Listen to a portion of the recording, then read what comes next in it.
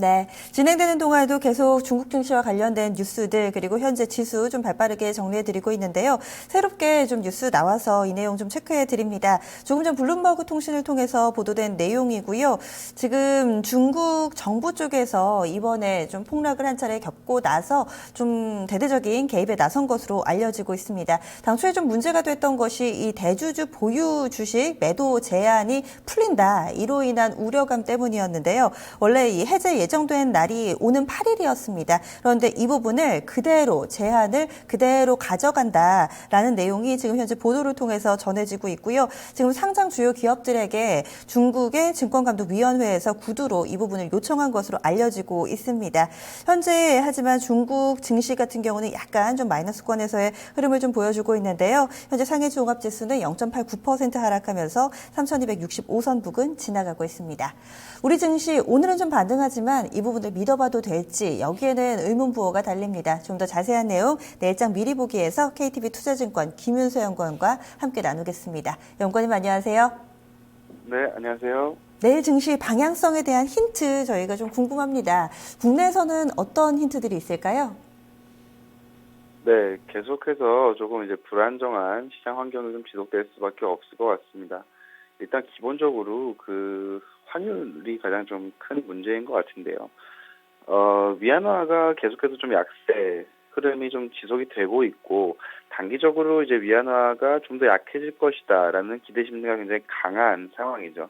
그리고 이제 잘 아시다시피 원달러 환율은 또 위안화 환율이랑 굉장히 상관관계가 높습니다. 그래서 위안화가 더 약해질 것이다라는 기대 심리가 생기게 된다면 원화도 더 약해질 수 있다라는 기대 심리가 같이 따라오게 되는 거고요.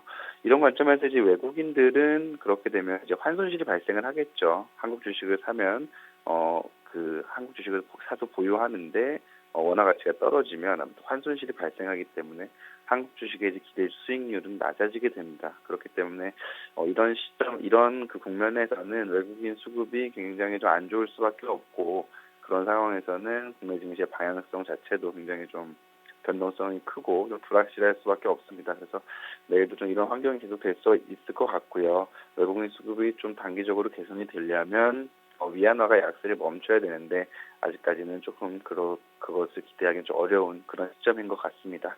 그리고 이제 잘 아시다시피 이제 이번 주말 삼성전자의 그 4분기 잠정 실적 발표를 시작으로 해서 4분기 어닝 시즌이 좀 본격적으로 시작이 됩니다. 그래서 지금부터는 이제 조금 이제 실적에 좀 초점을 맞추시는 그런 전략이 좀 필요한 시점이 아닌가라고 생각이 되고요.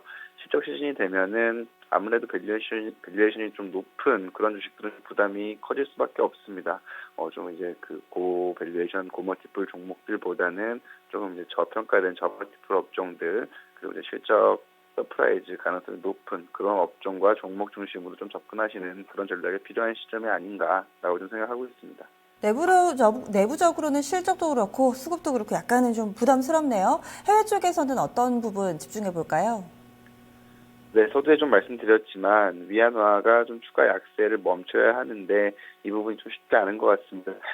물론 이제 역외 시장, 지금 역외 위안화 환율과 역내 위안화 환율 갭이 굉장히 많이 벌어진 상황이기 때문에 통상 이제 이 정도 벌어지면 중국이 역외 시장에 개입을 합니다. 그래서 위안화 좀 강세 압력을 좀 취해 주는 게 일반적인데, 지금 이제 SDR에 편입된 이후로 또 중국 당국의 스탠스가 많이 바뀌었고 역외 환율에서 역외 외환 시장에서 좀 위안화 강세 압력을 가하는 그런 강도라든지 빈도가 많이 줄어든 상황이죠. 그렇기 때문에 시장에서는 계속해서 그 위안화 약세 기대 심리에 베팅을 하고 있는 것 같고, 여기에 따라서 이제 국내 증시 외국인 수급도 계속해서 좀 안 좋은 그런 형국인 것 같습니다. 내일도 이제 위안화, 특히 이제 위안화가 이번 주부터죠. 그 현지 시간으로 밤 11시 반까지 이제 그 거래를 시작을 하게 됐습니다. 그래서 오늘 밤에도 위안화의 환율 방향이 어떻게 되는지 초점을 맞춰서 보셔야 될 것 같고, 중국이 이제 당국이 개입을 해서 위안화가 조금 강세 압력을 받게 되면 그 부분이 조금 이제 한국 증시 호재가 될 텐데 그 부분을 좀 지켜봐야 될 것 같습니다. 그리고 이제 앞서 말씀해 주신 대로 그 상해종합 지수가 좀 이제 안정되는지 여부 계속해서 좀 중요할 것 같습니다. 일단 그 대주주 그 매각 대주주 지분 매각을 좀 제한하는 그런 조치가 연장이 된다면 사실 좀 그 가장 큰 우려가 그 대주주 지분 매각에 대한 이벤트보다는 그 대주주들을 그 특히 주식을 담보로 대출을 받았던 것들에 대한 어떤 회수 과정에서 좀 매도 물량이 과하게 나올 수 있다라는 것이 이제 어제 중국 시장에서 나타난 우려였는데요.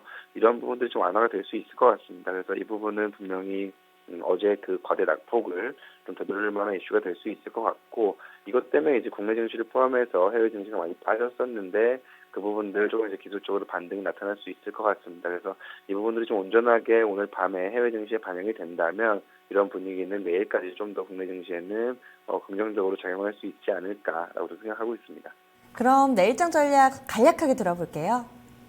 네, 우선 그 원화가 약세로 진행되는 국면에서는 계속해서 조금 이제 외국인 수급이 안 좋습니다. 대형주 쪽은 좀 보수적으로 대응하시는 게 좋을 것 같고, 중소형주 중에서 조금 밸류에이션 부담이 적은 또 4분기 실적이 기대되는 그런 업종 종목 중심으로 그 초점을 맞추셨으면 좋겠고, 1분기까지 원화 환율이 조금 더 상승할 수 있을 것이라고 보고 있습니다. 그래서 여기에 따른 수혜가 큰 자동차 업종 지금부터 조금씩 관심을 갖고 지켜볼 때가 아닌가라고 생각하고 있습니다. 네, 말씀 고맙습니다. 네, 고맙습니다. 집중 골든타임 1부였습니다. 잠시 후 2부에서 뵙겠습니다.